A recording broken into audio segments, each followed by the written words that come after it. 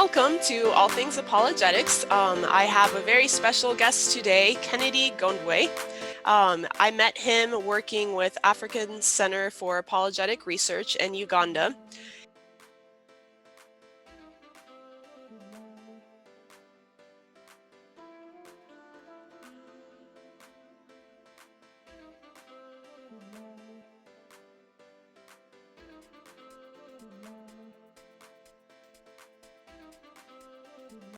Yeah. All right. So I was going to ask, what is the spiritual landscape like in those parts? Like, I know in Uganda is a very religious country. There's a lot of different cultic groups, and I've lived in Kenya too. And but yeah, I don't know much about Southern Africa, and I think my subscribers are from like all over. So yeah, what are like the main Um, objections to Christianity you encounter too? um, Pretty much, you see, East Africa and Southern Africa, the differences are very minor. Zambia, for example, is a very religious country. You may as well remember that a few years ago, Zambia was declared a Christian country. A Christian country. So you can tell. In Zambia, even if someone has not gone to church for the past 3 years, they would still regard themselves as Christian. As long as you're not a Muslim, automatically then it makes someone Christian. Um, One thing, however, I have come to observe in Zambia and pretty much most of Southern Africa, except in very unique circumstances, pretty people are pretty much very religious. Mm, You know, mhm, to an extent, if they meet an atheist, someone can be, for example, a Jehovah Witness, someone can be maybe a prospective gospel, but meet someone, people who think maybe you're crazy, because they affirm the God who is there, even though people may not really inquire which God is that, which God is that, but at least there is a general belief that there is a God. And you see that by and large comes from the culture itself in Africa. Africa is very religious in many ways. Even when you go in the typical villages, people will tell you God is there. mhm. Maybe until you ask which God is this one you're talking about, maybe that's when you would get to understand their theological convictions about which God they're talking about. But generally speaking, Zambia, Malawi, Mozambique, Lesotho, Namibia, these are very religious countries. Mhm. Yeah, Okay. Yeah, that makes sense. Because African traditionalist religions, most of them, I mean, do believe in one creator God, right? I mean, probably varies a yeah, bit from groups to groups, but yeah. okay. Yeah, again, also, lately, there's the rise of, postmodernism in Africa, Okay. where people are beginning to question the default religious, convictions, Mhm.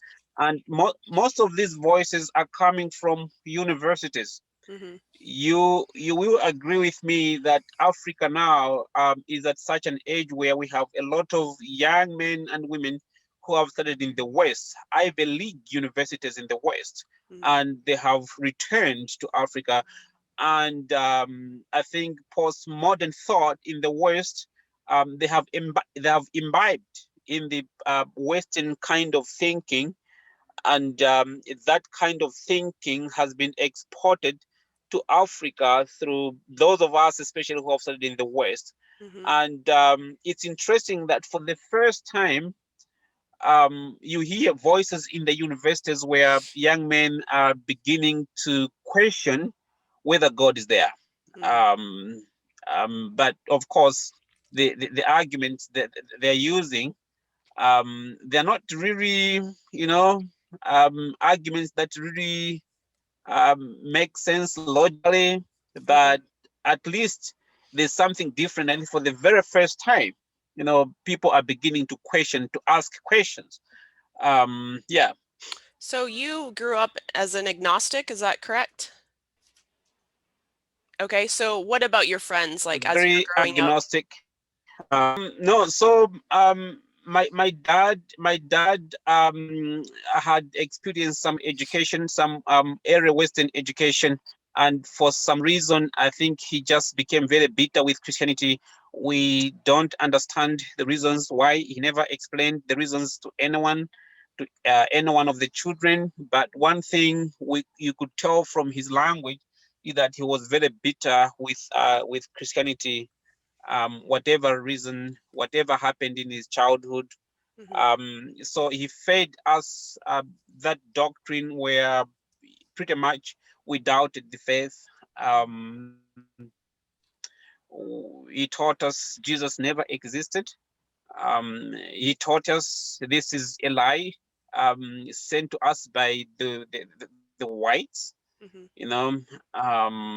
So this was just a unique conviction for us in our family and maybe a few others, but I can assure you, maybe we represented less than 1% of Hmm. the community I can being imagine. agnostic, Hmm. less than 1%. Have you heard many objections leveled at Christianity that are really just attacking like a false gospel, like maybe the prosperity gospel or something of that sort? Because Yes, I've noticed that quite yeah. a bit in Kenya or in Africa in general, but It's pretty much the same even here in Malawi. The objections are not very creative. They're not very logical, not very intelligent. But they, they go like bushfire. You go in Kenya, you find the same argument. You go in Uganda, you come to Malawi, you go to Zambia, the yeah. same. You see, people, especially atheists, they have a tendency to say they know Christianity. Okay. They will argue, that they have been Christians before. They That have makes sense. tested Christianity before, and therefore it doesn't work. That's their argument. Mm, But you realize that in my experience, they want you to believe the testimony mm-hmm, that they have been Christians before, and therefore, by virtue of them being Christians before, they have seen how it doesn't work. But you see, for me, I give the same testimony. I've been agnostic before, you know, mm-hmm, and I know the emptiness and the vanity of agnosticism. For most agnostic, most atheists tend to argue that they've been Christians before and they've seen how Christianity hasn't worked for Africa. I can assure you, most of them were in forced regions. Most of them were initially either part and parcel of ATR, or if not, they were part and parcel of a word faith or a prosperity gospel church. mm-hmm, And we all know, you and me understand that that's not Christianity at all. mm-hmm, The prosperity gospel does not represent biblical Christianity at all. It is not gospel at all. But unfortunately, when people talk about Christianity, they are referring to the prosperity gospel guys, mm-hmm. because they're the ones who are all over, especially in Exactly. Africa. That they're the ones who are writing a lot. They're Mm-hmm, the ones who are all over in the media. They are all over on television. So when people tend to critique, to come up, they would say this is an intellectual critique of Christianity, but of course they are critiquing a false religion.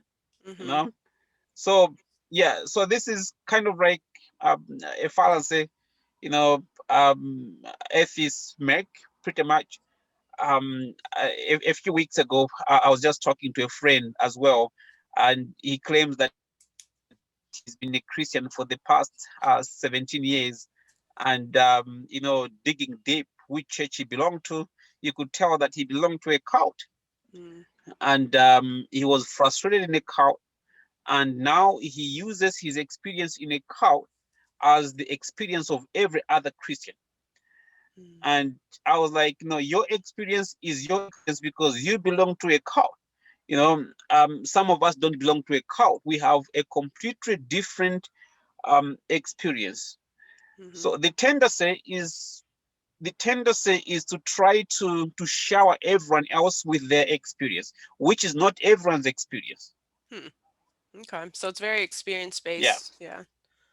Gotcha. right. Mhm. Yeah. Yeah, so I had a friend who's very excited about this channel, and she had heard the stereotype about how Christianity is an inch deep and a mile wide in Africa, and she wondered if someone could maybe speak to that. And I think what we were just talking about, that probably goes into play because a lot of times, like, Christian group or cultic groups and false prophets and everyone, like, they all get lumped together as being Christian. And so I don't know, it's just, yeah, what would you say as far as like that that statement? Do You you have know, anything? this is a very common statement I hear about a lot. Like Christianity in Africa is a mile wide, but an inch deep. Mhm. I am sorry. I find this statement very very unfortunate, Mhm. especially for someone like me who grew up and was raised in Africa and received Western education in Africa as well as in the US. People think when people say depth, theological depth, in most cases, what they mean and what they refer to is a certain intellectual articulation of a certain theological school of thought, their dogma and their vocabularies. That's what they consider depth. You know, for Okay. example, I am Reformed Presbyterian. Mhm. If I am to say someone is has depth, I would expect someone to articulate the definition of justification, sanctification, make those nuances, Mhm. has to know our theologians, it has to know our historical theology, Mhm. that's what we consider depth. But I think that's just very unfortunate. Mhm. Um, because that, to me, I think is a very biased statement. Mhm.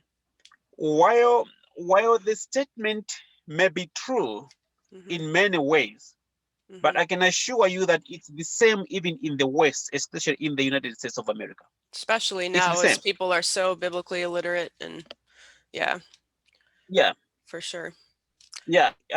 You come to Africa, you find really Bible-based churches. They're teaching the Bible. They're very sound churches, and these churches are very missional, reproducing other churches. Mhm. You find that you meet Christians in the streets. Very sound Christians. Um, what people don't understand, however, is just the African expression of Christianity. Mhm. Okay. We express ourselves differently. You know, Mhm. while in the West, people tend to be more academic, more rational. Mhm. Um, in Africa, we tend to express it differently. And you see, there are all these sometimes Western stereotypes. They go into a church in Africa, they find people beating drums, and already they're like, no, that's pagan. That's pagan. Yeah, and I know that comes as a result of the culture they come with from the Western world. No, it's a worldview issue. Mhm. Be done. They come to Africa, they find things are done differently, and in most cases, I've seen reaction from my Western friends. They're like, "That's not Christianity at all," and I'm like, "Well, that's Christianity because." For me, Christianity is about the person of Jesus Christ, trust. Mhm. Um, so yes, that statement might be right in some way, but I find it Mhm. very prejudiced because the definition of depth itself. It's not very it's not an authentic definition to begin with. Okay. Yeah. Have you read Thomas Oden's book? I forget what it's called. Let me look it up here. How Africa Shaped the Christian Mind. I, I have heard about that book, but sadly, I haven't read it. I haven't read it at Oh, all. okay. I just got it for Yeah. Christmas, but yeah, I kept hearing about it at the Kenyan Apologetic Conference. Did you listen to that Hmm. conference at all? It's called Is No, I did not. Christianity Okay. Is Christianity the religion for Africa? I think was the theme of the conference. So they talked a Wow. lot about this notion, whether it's, the white man's religion and all this, which is something I heard Hmm. so much when I lived in Kenya. So yeah, it's really fascinating to hear, like, that's what you were taught, like, growing up as well. Yeah, it's when I was growing up as a little boy, that was just a very small voice, like Mm, representing less than 1% true. of people who subscribe to that. But sadly, right now, the rise of Pan-Africanism, I think you've heard of Pan-Africanism. Mm-hmm. Um, yeah, so Pan-Africanism, one of the doctrines they are promoting is for Africa to depart from Christianity Mm-hmm. and go back. So it's a call for Africa to go back to its roots Okay. and pretty much calling for Africa to go back to ATR. Awesome. I don't know how you are doing on time, or are you okay? I'm good. Okay. I have all the time with me. Awesome. I'm not in a hurry whatsoever. Okay. Awesome. It's the African way. Let's Yeah. just hang out. Awesome. So, my mom also had some questions. My parents were missionaries in Brazil, and so they worked with an indigenous group in Bible translation. So she was wondering, I know you're in various countries. Can you still hear me? You froze for a second. Yeah, now I can now, Okay. now I can hear you well. Okay, Yeah. so I was wondering, is the Bible available in most languages in Zambia, in Malawi, and other countries you have been working in? At least the main languages, yes. Okay. You've been to Kenya. We have the main tribal languages, but we also have many minor languages, um, like minority languages. Most of these languages don't have Bibles, but apparently the Wycliffe Bible translators, I think, have been working on some of these. Um, Okay. but even when that is true, you'll be surprised that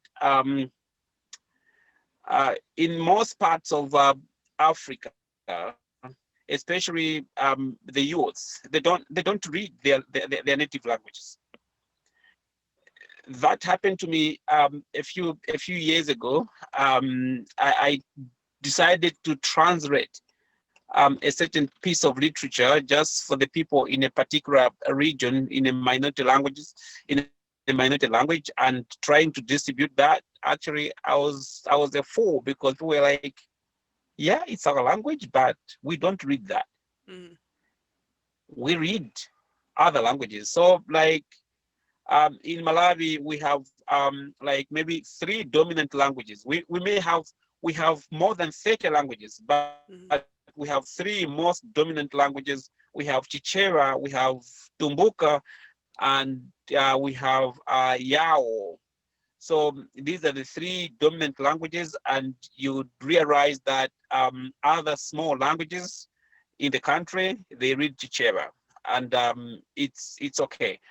And for those who have attained some Western education up to a certain level, they would even prefer reading English than their local language. Mm. Wow. Okay. Because that is the Yeah. language of education in Mhm. most of those countries. And you mentioned even That's the language. Mozambique. There's a section of Yes. Mozambique that speaks English. I didn't realize that. What part? No. So this is the part of Mozambique. This is the part of Mozambique that borders Malawi and that Uh, borders Zambia. oh, okay, that makes sense. Yeah. So it's just along the borders. Yeah. Yeah. Okay, because Yeah. you So don't they're more speak English Portuguese, speaking right? than. No, I don't. Okay. I don't. And if you go inside Mozambique, that's where Portuguese is the language of instruction. Mm-hmm. Um, Yeah, Mozambique and Angola. Yeah, I yeah, had I the know chance a to lot. visit Angola actually. Oh, really? Yeah, Nice. I have a Brazilian yeah. friend who lives there, so I've been telling her I'm going to visit someday. You were Okay. breaking. Okay. I was Yeah, going to ask, was it hard to get into Angola? it was very hard. Yes. I last visited Angola. I think that was in 2016. It was not very easy for me because I had to pay a visa Hmm. even when Angola is within the SADC region. Um, Okay. so it was, yeah, rather very difficult. The Hmm. same is true. We border Mozambique here. Mozambique as well is not a very easy country. For Hmm. most I Malawians, hear that. it's much more easier going to Zambia, going to Zambia. Even South Africa may be much easier than Mozambique. Okay. The culture is just very different. Gotcha. Yeah, yeah. Okay. So, I had like a couple more questions here about, so when a person is saved, is there a focus on works like to attain or like, okay, to maintain their salvation? That, Yeah, hmm. actually, I think to me, it's the natural demand Hmm. of our hearts. Because naturally we want to earn something, we want to work out something, and even when we get saved, the temptation is to try as much as we can to sustain our Christian life by works. Okay. There is a tendency, it's a general tendency where people believe you can be saved by grace, but you must sustain yourself by works. Hmm. Others still will still believe, well, God is so gracious with me. He sent Jesus Christ, but I think there's some part I need to do. And this is a very general conviction also on the continent of Africa. God will do his part. I'll also do my part. Of course, you know the saying. God helps those who help themselves. So Hmm. yeah, so it's very rampant. It's all over. The doctrine of grace, that God saves us and gives us life while we're dead in sin, is not the commonest doctrine.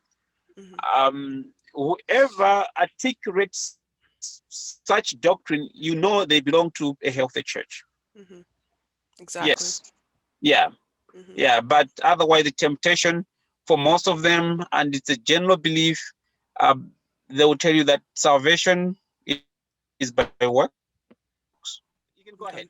Okay. So this kind of ties in with the question about the Bible, whether it's in various languages, but also what is like the literacy rate like maybe in the villages, especially among women?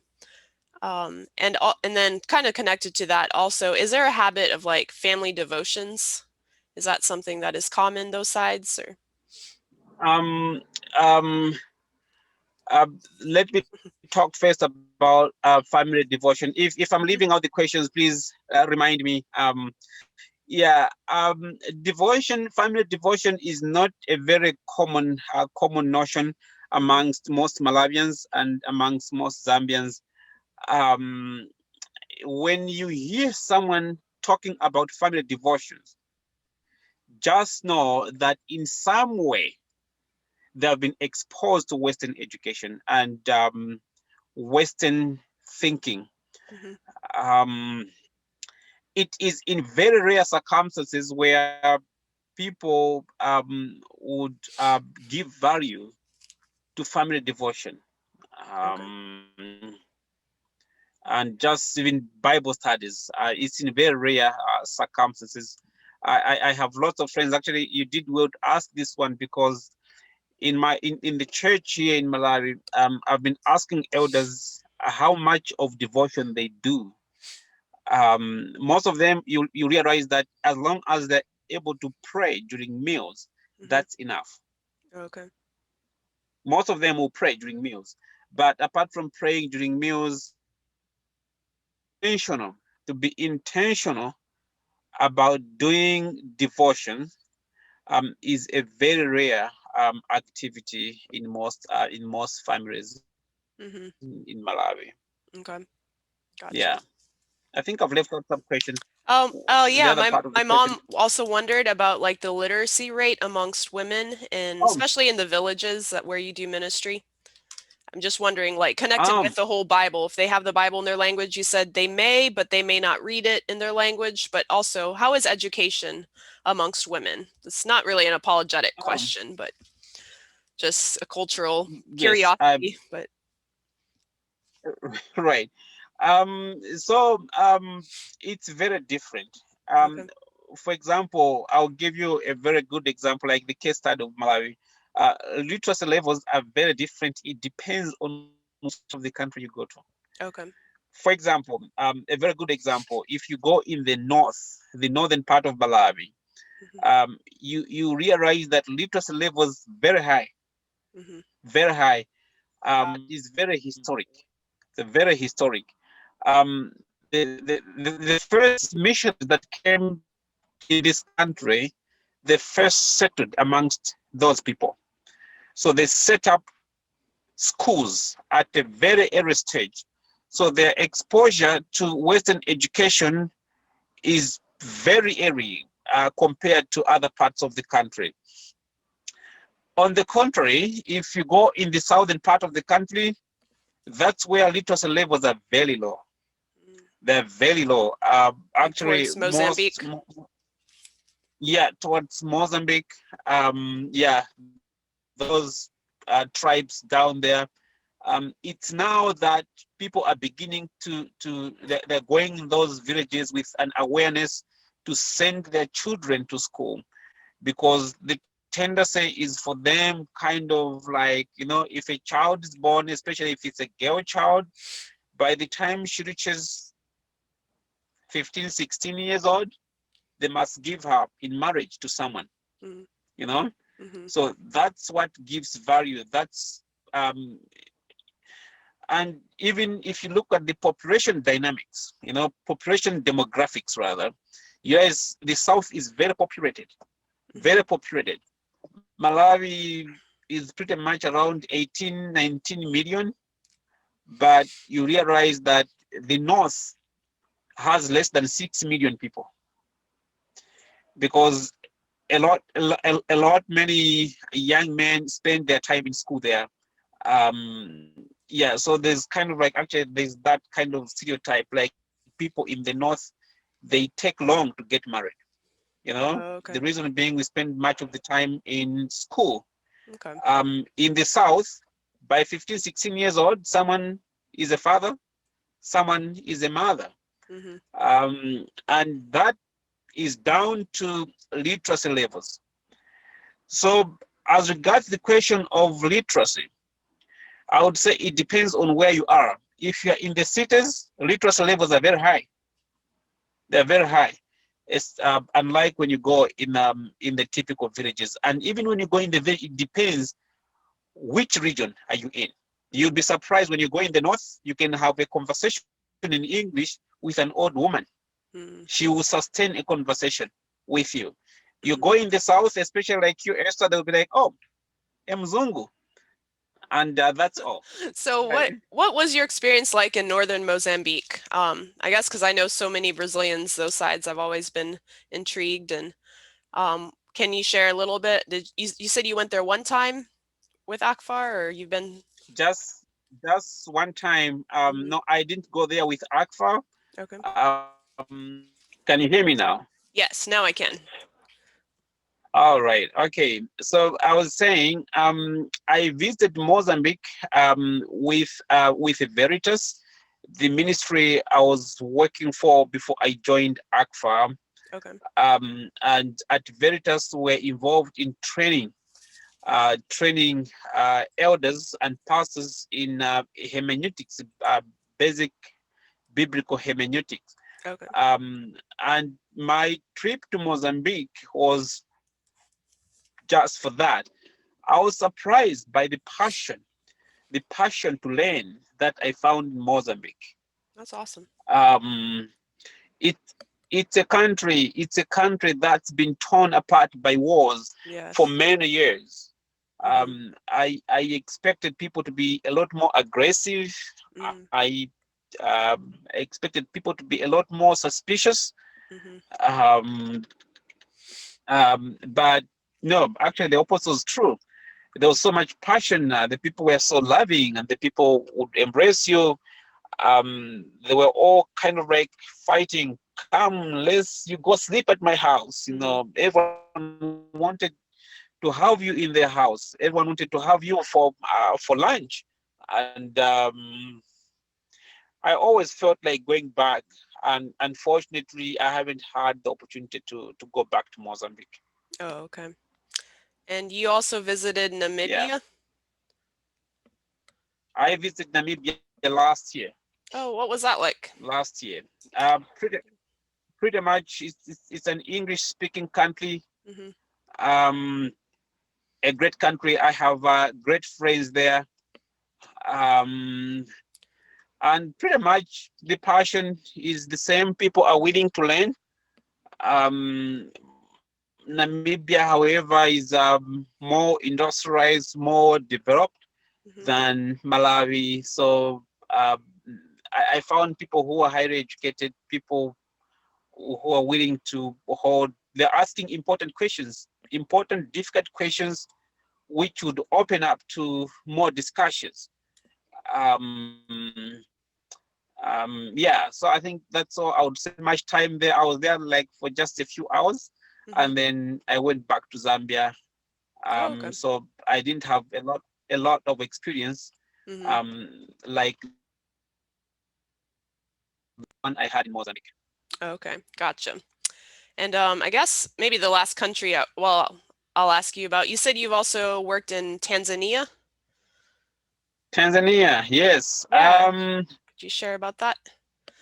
In Mhm. passing, Tanzania is a little different. Yeah, Yeah, go ahead. someone was trying to call. Oh, you were Was so trying to popular. call. Are you sure you don't need to take that call? No. Okay. No, I'll call them in a little while once I'm done. Okay. No Yeah. problem. So Tanzania, Tanzania was colonized by the Germans. Oh, yes, that's right. Yeah, Malawi by the British, Mozambique by the Portuguese, Zambia the British, and you realize that politically speaking, Malawi and Tanzania, no, we've not been very good friends for quite some time, even though we are neighbors. Hmm. One of the most difficult things I found in Tanzania is just their overemphasis on Swahili, on Kiswahili as the language. Yes. I heard that's where it's Yeah, born, and then it goes to Kenya and gets sick, and then goes to Uganda to die or something. and it was buried in Congo, It gets buried where? in Congo, in DRC, Oh, in oh yeah, Congo. DRC. Yeah, yeah. So Oh yeah, the unajua Swahili Kiswahili? Do you know Swahili? Kidogo tu? kidogo, Yeah, Mimi kidogo, pia. Yeah, kidogo. Mimi. Mhm. Right. Yeah. So Swahili is like the mother language Mhm. in Tanzania, where even in the universities, Swahili is very much emphasized. Oh, okay. So to find people who are speaking good English in Swahili in Tanzania was very difficult. Mhm. And when you're teaching in Tanzania, you must have an interpreter. Mm, And you and me understand where what happens when there's an interpreter. A lot is lost in translation. A lot true. is lost. Worse still, it's worse when you can't even understand the language the interpreter is speaking. You just don't know what he said, you know? And So instead of asking for that clarification, they might just make something else up. yes. I teach a lot in Eastern Zambia, the eastern part of Zambia, where the language is pretty much Nyanja, which is quite similar to my language in Malawi. And whenever I'm teaching and then I have an interpreter, I can literally see how my message is being distorted. And actually, I have to go back to my message and actually redo it. Okay. to make sure my intended meaning is not lost. Okay. You know, in Tanzania, it was Swahili throughout. I would teach in English, but the person would translate in Swahili, and I never understood Swahili. Thanks, Kennedy. And You're cutting out a little bit there at the end, but yeah, yeah, language is so important. I remember even like doing ministry in Nairobi is so different than doing ministry in the coast because there it's like 100% Swahili and yeah, speaking through interpreter and then, there's tribal languages there. We have to go from English, Swahili to Digo or whatever language it is. It's definitely tricky. Um, so how long were you in Kenya, by the way? I lived there for 2 years, 2011 through Okay, 2013. Yeah, it was quite an experience. I visited okay, that's Uganda pretty good. while I was there in South Africa, but I never got to go to all those other countries. So I'm so fascinated, yeah, to hear about them You as need well. you you need to come and visit Southern Africa, Hmm. So, Zambia, Malawi, Namibia. Yes. yes, I visited South Africa. That I had some culture Say, shock. yeah. It was so different than Kenya. Oh Northern yeah. South Africa. They only spoke Afrikaans. They mainly spoke Afrikaans in the area I went to. Yeah. And then, of course, Oh Joburg. wow. Joburg reminded me of Nairobi, and I met tons of Kenyans there, so it wasn't that different, but Oh okay. mhm. Wow, nice. Yeah. Yeah, So, nice. I guess in closing, I wondered, like, how can people pray for you and the ministry, and also if people want to follow and learn more about ACFAR and your work, can you, yeah, just share a bit about how people can connect with you, or your Um, website? um, And yeah, well, we have the CFAR website, of course, but mhm. I prefer if people can connect with me via Facebook. Okay. I'm very active Hmm. on my Facebook. Apart from that, people connect with me a lot via just my mobile number. Okay. I have a Twitter account, which I'm not a very an active Twitter Gotcha. user. Okay. But Facebook, I think, works well for me. Hmm. How people pray for me? I think first of all, just to pray for the church. Hmm. Pray for the church in Zambia and Malawi. My passion is to see the church go out, be missional, Hmm. um, which is what is not very common around here, especially for Bible believing churches to be Hmm. missional. And I need the prayers of the people also. Um, People are still calling. Yeah, You're I have so a lot of popular. You, calls. you leave your house because there's too many people at your house and then they keep calling you like, where are you? We're at your Um, house. No. uh, I'm telling you, if I was home, I would have a lot of nieces around me. Have a lot of nieces. Oh, gotcha. Yeah, Yeah. and This is unrelated, but I yeah, was going to ask yeah. about the lockdown. You are not allowed to leave Malawi right now, but you do not have a curfew, right? Y- yeah. I needed to get clearance from the authorities, which I managed getting it yesterday. Okay, good. Um, I've been allowed to leave because I have a Zambian work permit. I'm resident in Zambia and I am returning to Zambia. Okay. So I was cleared, I think, Thursday around lunch hour. I think I'll be leaving. So I drive for like maybe 18 hours. Hmm. Okay. Long drive, Wow. but anyway, Hmm. I go slow. I love just going slow, no hurry, no stress. Hmm. Whenever it gets dark, I have to get at the nearby town, sleep there, and then the next day I have to start off again. Okay. So yeah. All right. Well, be safe. But again, just Go ahead. yeah, just pray for us again as ACFA, our ministry in Southern Africa. Hmm. There's a lot of darkness, spiritual darkness out here. We want to do more. We pray God gives us more people to work to join us, or we can do this work better. So yeah, if you can be praying for us around those areas, I think that would be very good. Okay. Awesome. Yeah, for Yeah. sure. And yeah, and for any of my subscribers who are watching, I'm also curious to know where everyone is from. I think some are from the US, some from Brazil. So yeah, if you don't mind commenting below. And also, if you have any questions for Kennedy, you can comment here. We're not doing this live, but of course, Kennedy, you can always hop on and respond and connect with people on here if you'd like, or I will leave Kennedy's Facebook page and your Twitter account and the ACFAR site. So yeah, thank you so much, Kennedy, for being here, and thank you so much, everyone, for watching. And until next time. All right, peace. Thank you.